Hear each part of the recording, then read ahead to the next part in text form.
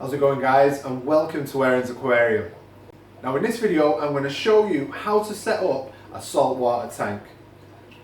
Whether it be a reef tank with corals or whether it just be a saltwater tank for just fish, this video is everything that you're going to need. So you've decided to take that plunge, you've decided to step into the saltwater world and start your very first saltwater tank.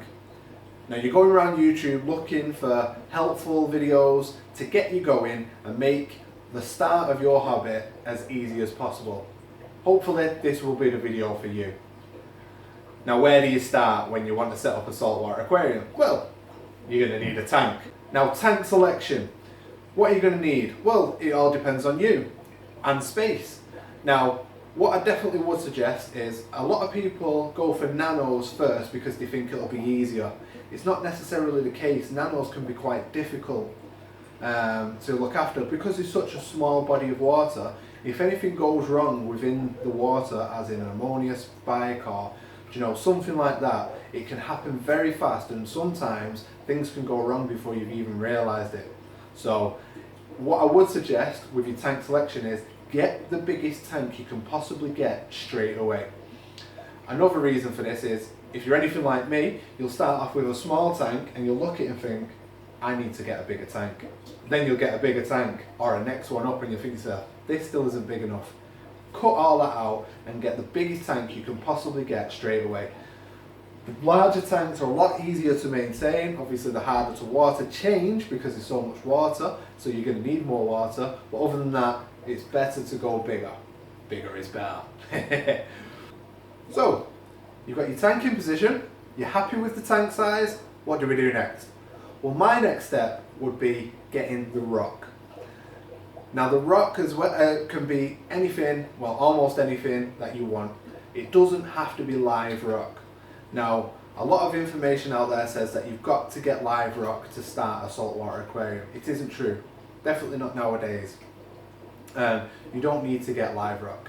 You can use any types of aquarium rock, whether it be live rock, whether it be dry rock. You can use man-made rock like Aquarium Rock, or you can use dry rock like a Cadbury Sea Life rock. There's loads and loads of different types. What you want to be looking for is a very porous rock. Rock that's going to be able to hold lots and lots of nitrifying bacteria. Now I'm assuming you know what nitrifying bacteria is, and I'm assuming you know the nitrogen cycle, because that should be the first thing that you learn before you even start an aquarium. So I'm assuming that you know what the nitrogen cycle is, so we'll move on. Now, if you're going to be using dry rock, you can probably do it with live rock as well. This is a really good way to scape your tank and how you want it to look before actually putting it into your tank. What I've done is just taken some masking tape and I've put it on the floor to the same dimensions of the inside of the big tank. And then I've taken my rock and I've positioned it in the place that I think will look best inside my tank, and then all I'll do is move everything from here into the tank exactly the same as that I've made it. It makes it a lot easier to manage and move because obviously it's so low down. I'm not leaning over the tank to get in and out, and I can get everything how I like it and then move it straight over. So now your rock's in and it's all positioned where you want it to be. You're happy with it. Now it's time to move on to the next step, the substrate. Now for substrate, you can choose whatever you want to choose. It can be live sand if you want to go with live sand. Just remember, live sand isn't a necessity. You don't have to go for live sand if you don't want it. Now I do know there's a lot of videos out there that says you have to use live sand to set up a saltwater aquarium. This isn't true. You don't have to use live sand. You can use any type of substrate that you want to within reason. You can use crushed coral. You can use sand like pool filter sand, for example, or children's play sand, things like that. You can have it bare bottom like this. You can have no substrate at all. It's all personal preference and completely up to you. Me personally, what I've decided to go for a black gravel substrate, but I've also mixed in a few small bits of crushed coral, just to, to break up the black a little bit. So my substrate is going to look just like this, with little bits of white inside the black substrate. The reason why I've gone for black substrate and not white substrate is because I feel that the black, when it's got really bright corals sat on top of it, will emphasize their colors even more, because your eye is not going to be distracted by the bright white of the substrate. It's just going to be completely focused on the coral, so the coral's just going to beam out and look absolutely beautiful. So next step, let's get this in the tank. So you've got your substrate in, you're happy with it, you're happy with the look of your tank. Where do we go next? I bet you're saying add water. Well, no, not yet. What we're going to do now is add our equipment to the tank. Now, if you're just starting out and you've got quite a basic aquarium, or you're not really looking at going big straight away, like doing SPS and things like that, you're just starting out, you just want to start out with some nice soft corals, or you're just starting out with fish, you only need a heater, filtration. So your filtration is going to be whether you choose a canister filter, you can choose a sump. If you've got the space to put a sump underneath your tank, you can go for a sump, a hang on the back filter. Whatever you decide filtration wise is fine. Just stick that in. So you've got your heater, your filter, and then you're going to need a couple of power heads or wave makers. The power heads, stick them in the positions where you want them, so that they're going to be blowing the water around the tank. So if you're going to use one, you're going to want it to blow and make a bit of a cyclone effect, because you want the flow to be flowing nicely across the substrate, so you're not getting any build-up of, excess food or anything like that. Anything that lies on the thing is going to be get lifted by the power head. And that's your equipment really for a basic one. Obviously, once you start going a bit further into things, you're probably going to want to get a skimmer. It's not a necessity to get a skimmer, but I definitely would suggest one, because the stuff that skimmers pull out of your tank, honestly, you'd be shocked. Check this out. So, why do we use skimmers? This is the reason why. Just look at the filth on that. That is, oh, it's so thick. Look at that. That is the poo and all the crap that the skimmer has taken out of the water. That is just absolutely disgusting. And look at how thick it is. I think that is a slurry. Oh my lord. Blech. See, what comes out of a skimmer cup is amazing, isn't it? So you don't need one right away, you won't need a skimmer right away, but somewhere down the line I'd probably say get a skimmer, and also get a skimmer the next stage up for your tank. So for example, if you've got a 100 litre tank, get a 200 litre skimmer, just to give you that extra peace of mind. So you've got your equipment in. I've got a power head here, and just over here, hiding right at the back of the tank behind the rocks, I've got another power head.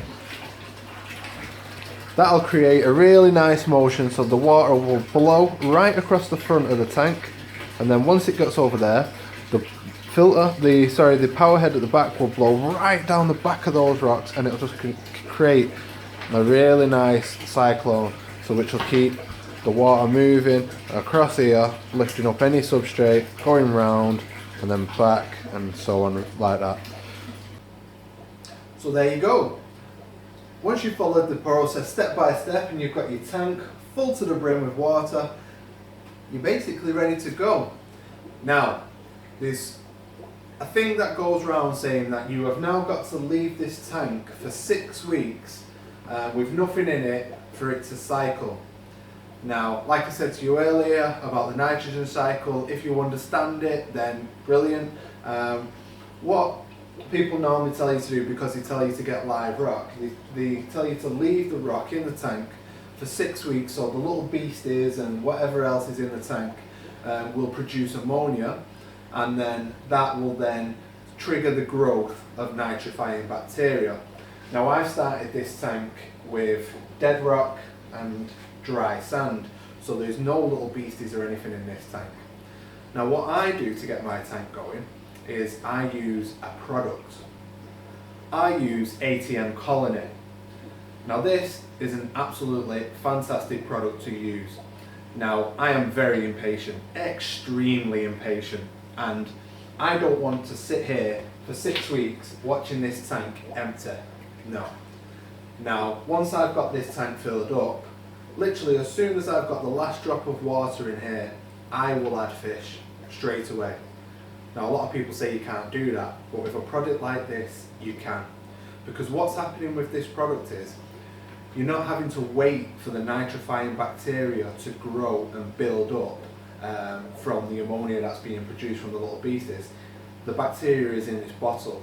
All you do is take it, tip it in, and you're adding the bacteria straight away. So any waste that your fish produce will instantly be dealt with, and you've not got to worry about ammonia spikes and things like that. It's a good idea to keep monitoring your tank with test kits just to make sure, but using something like this means that once you've filled up your tank, you can get started right away, and you don't have to wait the 6 weeks cycling thing that a lot of people do suggest.